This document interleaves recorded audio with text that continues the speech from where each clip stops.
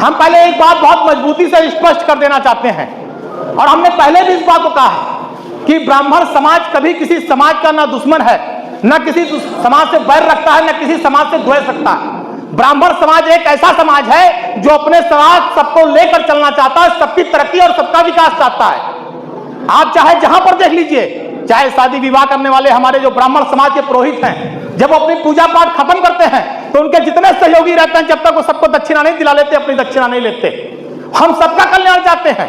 ये ब्राह्मण ही खड़ा होकर कहता है वसुधैव कुटुंबकम, सबका भला हो, सबका कल्याण हो, सब हमारा परिवार है, हम सबकी तरक्की चाहते हैं, सबकी खुशहाली चाहते हैं। अगर ये बात कोई मजबूती से कहता है तो ब्राह्मण समाज ही कहता है, और हम सबको साथ लेकर चलना चाहते हैं। क्योंकि इस देश की आजादी के लिए अगर जरूरत पड़ी है तो चंद्रशेखर आजाद हम ही बने हैं, मंगल पांडे हम ही बने हैं। अगर कल्याण की बात आई है तो दधीच की हड्डी देने का काम हम ही ने किया है।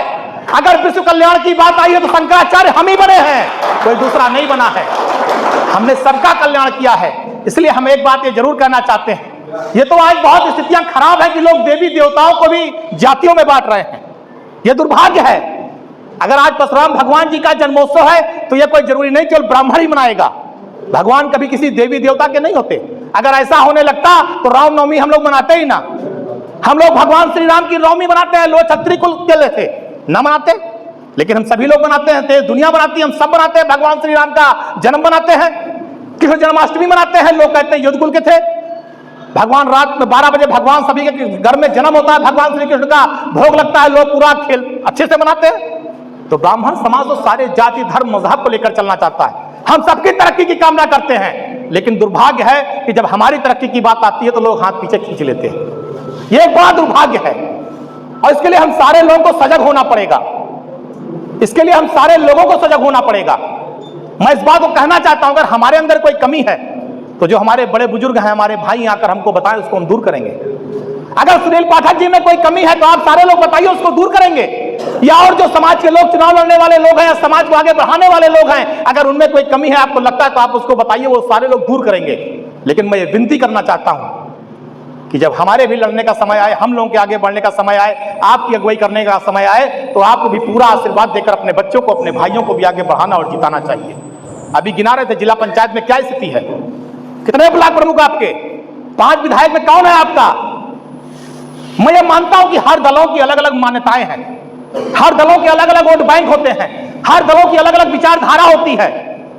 जो भी किसी दल से राजनीति करे, कोई भाजपा में होगा, कोई सपा में होगा, कोई कांग्रेस में होगा, कोई बसपा में, हर आदमी अपने अपने हिसाब से अपने दल में जिसकी जहां व्यवस्था बन जाए। लेकिन कम से कम अपने लोगों को देखते रहना चाहिए, उनको आशीर्वाद देते रहना चाहिए। आज क्या परिस्थितियां हैं, आज क्या स्थिति परिस्थिति है। अभी डॉक्टर घनश्याम तिवारी की चर्चा आपने की, सोचिए क्रूरता की सारे हदें पार हो गई थी सुल्तानपुर की धरती पर। ड्रिल मशीन जिससे आदमी जमीन खोदता है, दीवार खोदता है, उस ड्रिल मशीन से हत्या की गई। क्या हुआ 2017 से लेकर 2000 यार इतनी मेहनत से बैठ के आया, बाटी डिस्टर्ब ना करो।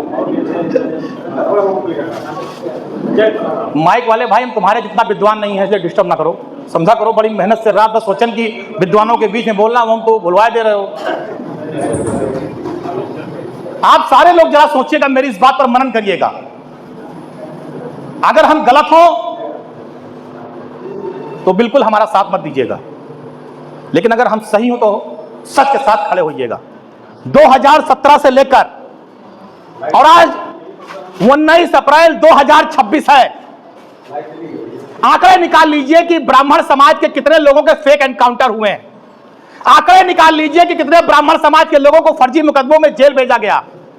आंकड़े निकाल लीजिए कि कितने ब्राह्मण समाज के लोगों के मकान, दुकान, व्यापार पर बुलडोजर चला दिया गया और कोई कार्रवाई और कोई सुनवाई तक नहीं हुई।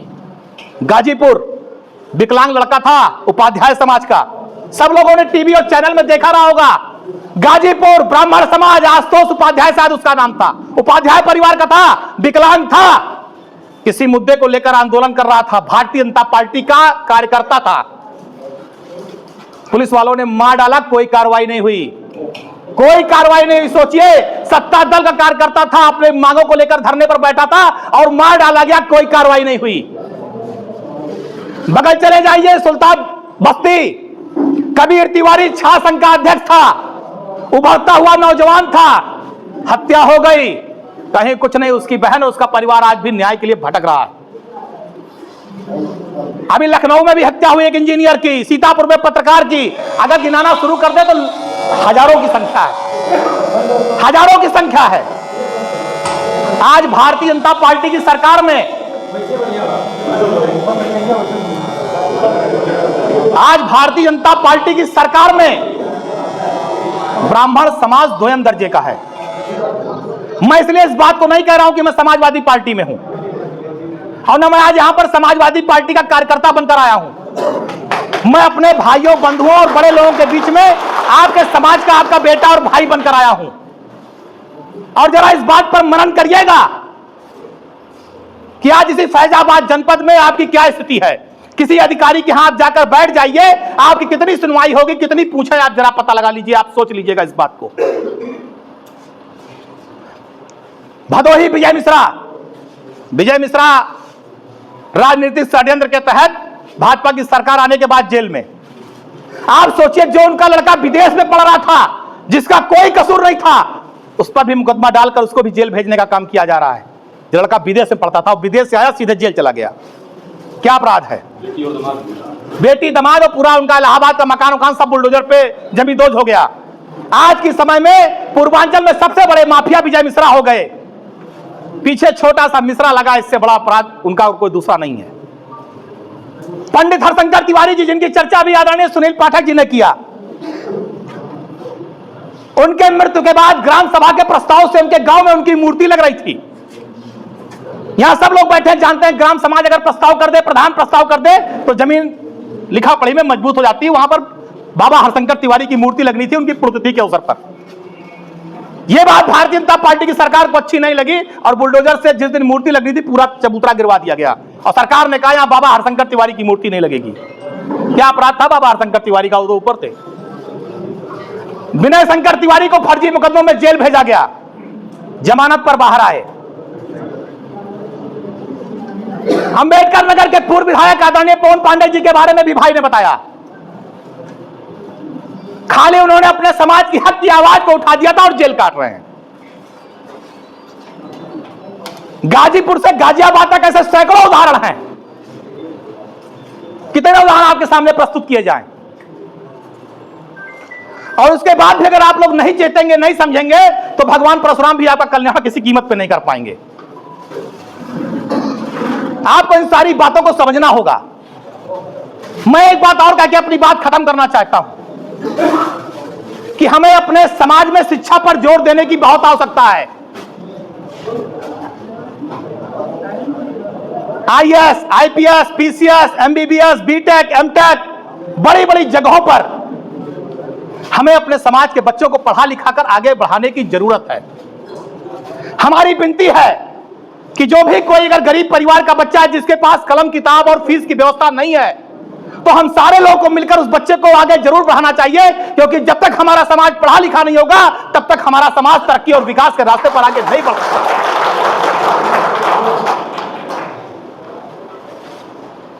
किसी भी जात का महापुरुष हो, अगर कोई उसकी बात अच्छी है तो उसे ग्रहण करना चाहिए।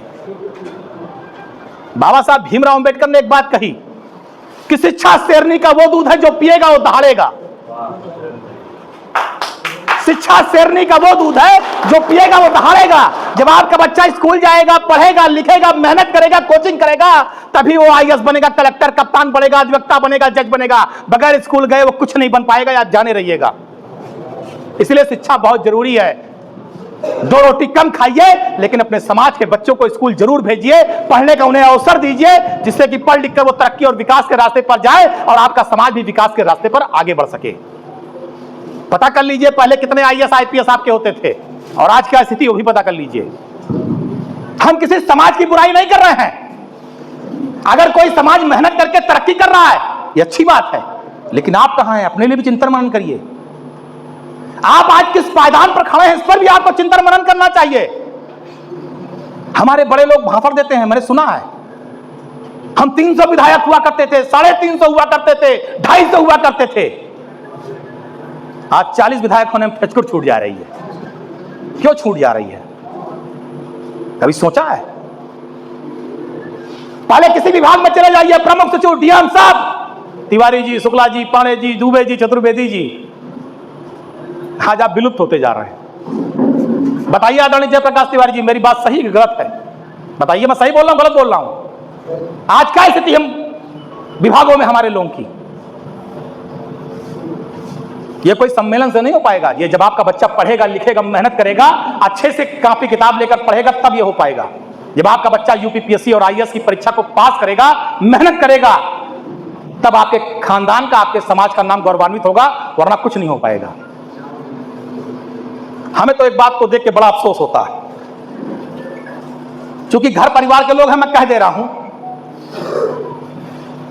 यहां जितने लोग हैं, आज रात में जाइएगा, सोचिएगा कि जो सत्ता दल के जितने नेता इस जिले में हैं, उनके बच्चे क्या कर रहे हैं। सबके बच्चों के बारे में जरा सोचिएगा कि जो आज वर्तमान में सत्ता में बैठे हैं, उनके सबके बच्चे क्या कर रहे हैं। किसी का बेटा स्कूल चला रहा है, किसी का बेटा कंपनी चला रहा है, किसी का बेटा फैक्ट्री चला रहा है, किसी का बेटा उद्योग चला रहा है, और हमारे आपके बच्चे उन नेताओं के पीछे लाल गमछा बांध के जय श्री राम का नारा लगा रहे हैं। यही हमारे उनके बेटों में होता है। वो हमारे समाज के बच्चों से नहीं कहते कि जाओ काम करो, पैसा कमाओ, आगे बढ़ो। हमारे आपके बच्चों से माल गमछा बांधा कर दिन भर नारा लगाते हैं, और अपने बच्चे से कहेंगे कारोबार करो, अपने बच्चे से कहेंगे फैक्ट्री लगाओ, अपने बच्चे से कहेंगे मेहनत करके पढ़ के अधिकारी बन जाओ, और हमारे आपके बच्चों से कहेंगे दिन भर नारा लगाओ। मैं नहीं कहता आप में से किसी से भी कि मेरा नारा लगाओ, लेकिन भैया मैं हाथ जोड़ के विनती कर रहा हूं कि पढ़ लिख के अधिकारी जरूर बन जाओ, जिससे अपने माता पिता और क्षेत्र के नाम को गौरवान्वित करो। ये हम आपसे विनती करना चाहते हैं। किसी का मत लगाओ, पढ़ लिख कर कम से कम अच्छे जगह पहुंच जाओ। आज स्थितियां देख लीजिए कहां पर आप लोग पहुंच गए हैं। जुल्म और अत्याचार की इंतहा है, लूट भ्रष्टाचार चरम पर है। रविकांत त्रिपाठी एक कारोबारी थे, याद होगा आप लोगों को, पटीदार कप्तान था, काम करते थे, बड़े उद्योगपति थे। कप्तान ने पैसा मांगा हमीरपुर। सोचिए कि भारतीय जनता पार्टी की सरकार में रविकांत त्रिपाठी से पटीदार कप्तान पैसा मांगता है कि हमें घूस दो, पैसा वरना मरवा देंगे। रविकांत त्रिपाठी ने पैसा नहीं दिया था और उनकी हत्या हो गई। पटीदार के मकान पे आज तक बुलडोजर नहीं चला है, क्योंकि मरने वाला त्रिपाठी था। आज तक बुलडोजर नहीं चला है।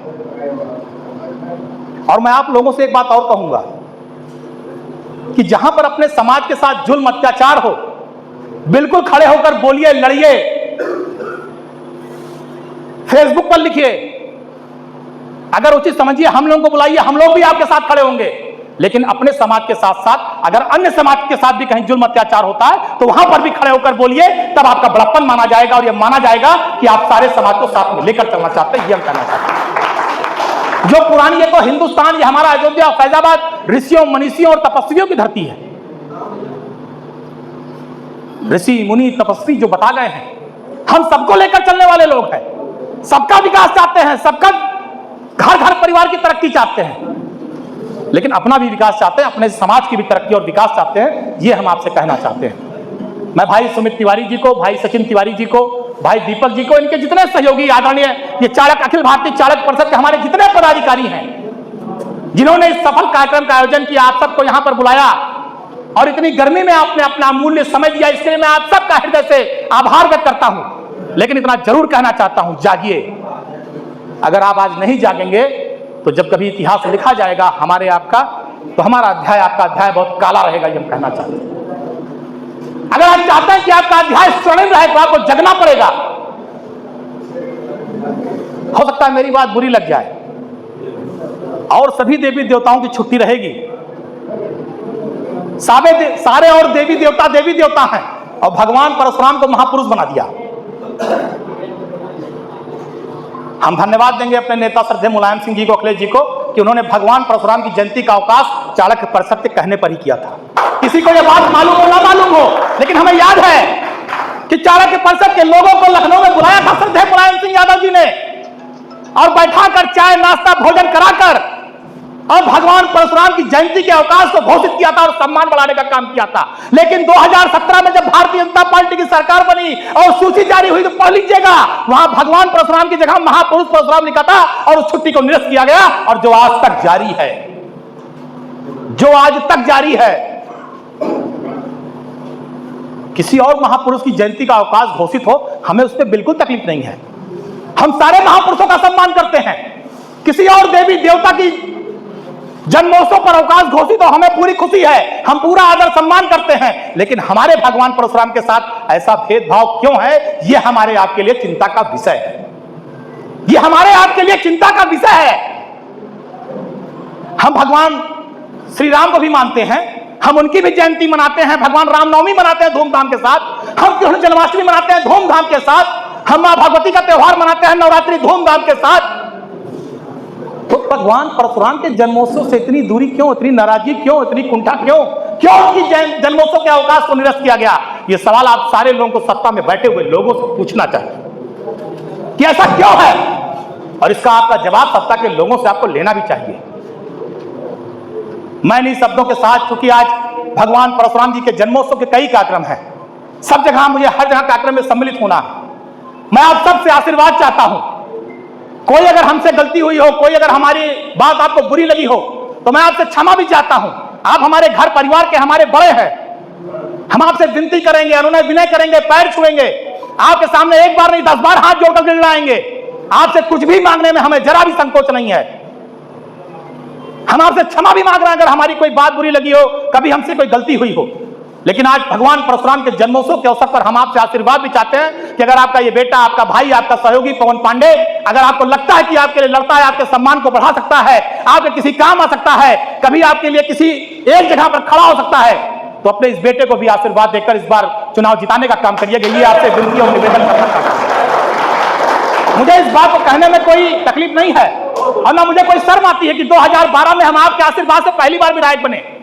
आपने हमको 29 साल में, 30 साल में विधायक मंत्री दोनों बना दिया। अगर हमको श्रद्धेय मुलायम सिंह यादव जी ने, अखिलेश जी ने टिकट दिया था, तो आप सारे लोगों के आशीर्वाद से हम यहाँ अयोध्या से चुनाव जीते थे। आपका आशीर्वाद था। हो सकता है कम उम्र में हमसे कोई गलती हो गई हो, हम कोई बहुत परिपक्व नहीं थे, नए नए विधायक बन गए थे आपके आशीर्वाद से। 30 साल मेरी उम्र थी।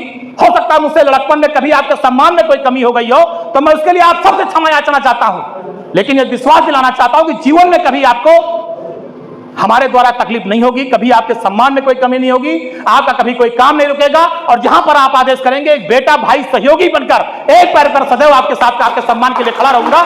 यह आपको विश्वास दिलाना चाहता हूं। इन्हीं शब्दों के साथ भगवान परशुराम जी के जन्मोत्सव की ढेर सारी बधाई, शुभकामना।